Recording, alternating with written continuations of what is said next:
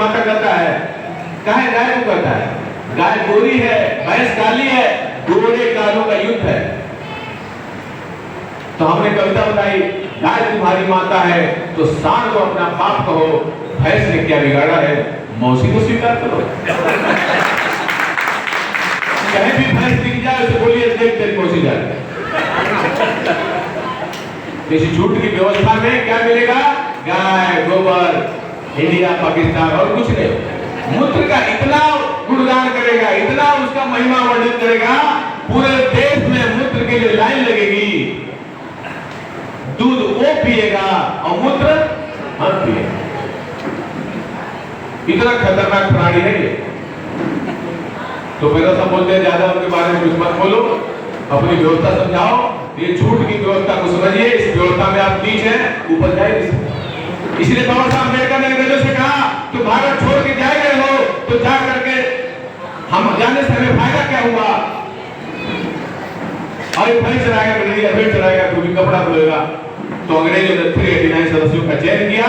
26 जनवरी 1950 को भारत का संविधान बनता है। वो कहता है मानो मानो एक समान। वो कहता है फ्रीडम ऑफ है। पहले तो भैंस चलाते थे, भेड़ चलाते थे, चमड़े का काम करते थे। अब चाहो तो तुम MP बनो, MLA बनो, मुख्यमंत्री बनो।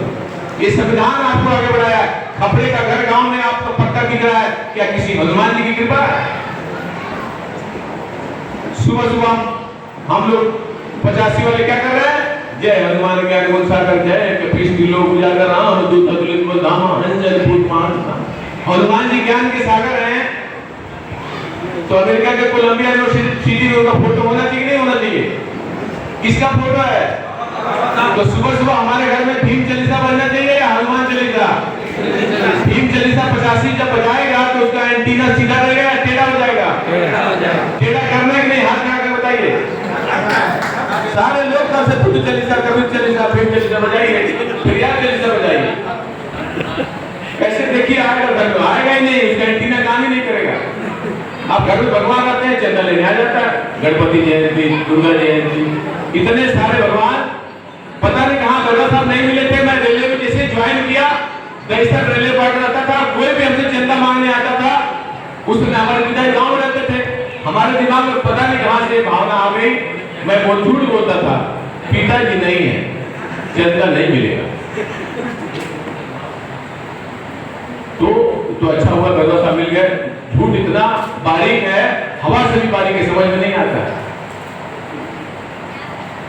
ब्राह्मणों का जो, मनुवादियों का जो झूठ है, ये हवा से भी बारीक बिल्कुल नहीं दिखता। जब तक गौरव साहब का कैटर नहीं लिया मैं भी टेंशन 2 मिनट में कोटा फूटी के लिए हनुमान के चालीसा पढ़ देता था।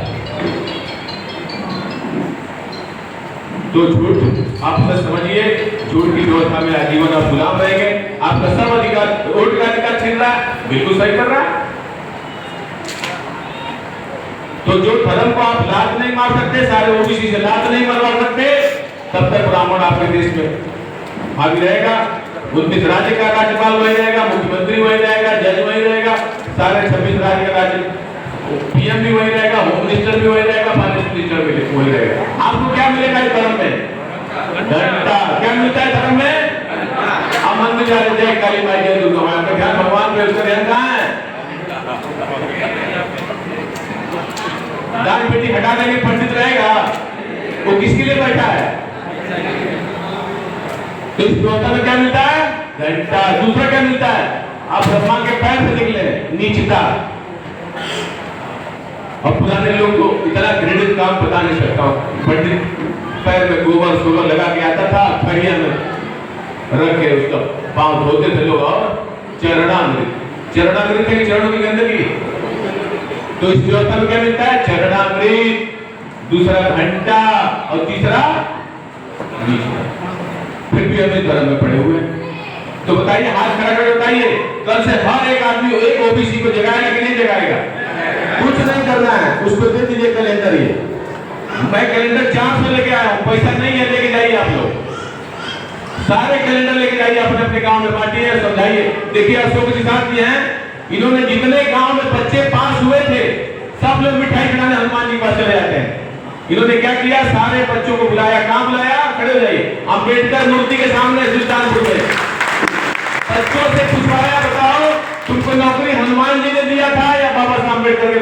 संविधान से। सारे लोगों ने बोला हमको आज तक कोई ऐसा बताया नहीं, समाज में ऐसा है ही नहीं आप बताएं और काम ना हो।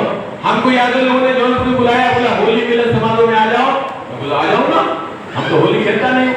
मैं क्यों बोलूं होली नहीं खेलता हूँ, अगर ऐसा बोलूंगा तो बुलाते ही नहीं, मैं पहुंच गया। अब हम क्या करें वहां पे, बोले हमको भाषण देने को मिलेगा नहीं। मैं बोला भाई खाली एक ही मिनट बोलूंगा। मैं बोला बताओ आप एमपी एमएलए मुख्यमंत्री प्रधानमंत्री ग्राम प्रधान बन रहे हो, किसकी देन है? उन्होंने कहा संविधान की।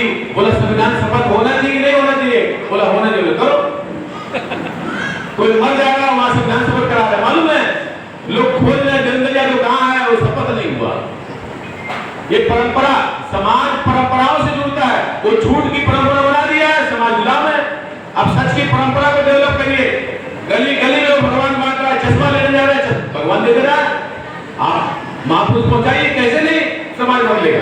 हम काम ही नहीं कर रहे, खाली बस सपा बसपा है, छोड़िए इनको। मैं तो बोलता हूं आपको कोई पसंद नहीं है मत जाइए वोट देने, झगड़ा मत करिए। सपा बसपा आपके लिए ज्यादा पार्टी के लिए कुछ नहीं बोलना है, लेकिन आप बिल्कुल झगड़ा मत करिए। सपा बसपा काम करेंगे तो जीतेगी नहीं, काम करते तो मांगे साहब जो जीतते नहीं थे लोग, किसी को विनती करना पड़ता था। बताइए माननीय साहब के साथ टाइम में सरकार आपको बनती थी नहीं बनती थी? तो आप काम करिए। माननीय साहब ने क्या काम किया? सामाजिक मिशन चलाइए, कैसे नहीं सरकार बनेगी?